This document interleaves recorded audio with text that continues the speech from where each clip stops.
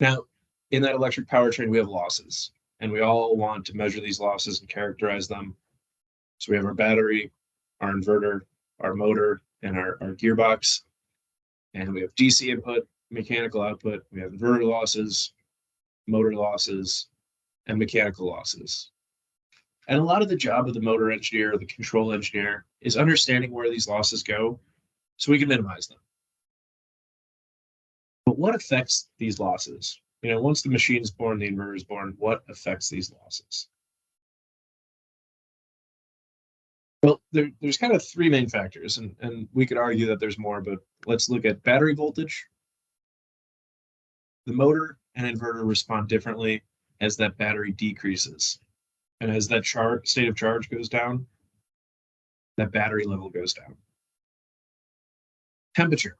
As our temperature increases, our loss is going to increase because that copper gets hot, the resistance increases.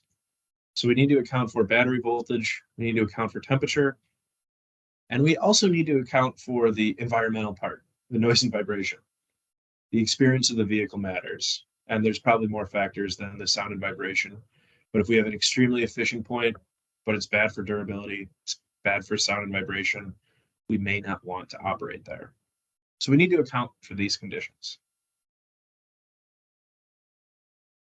What does that end up looking like? And this is probably a review for many of you, but we end up with this efficiency map is how we traditionally, keyword traditionally, have characterized this.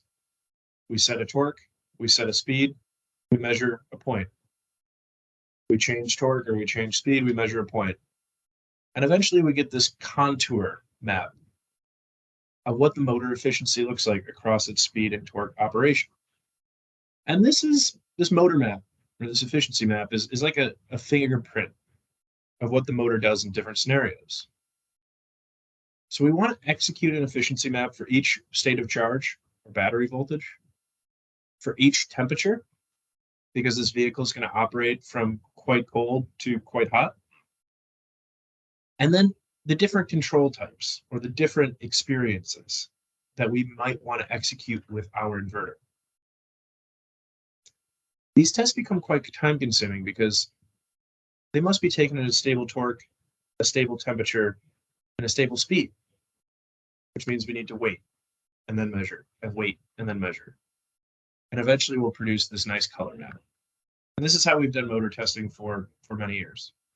And we get an output that looks something like this.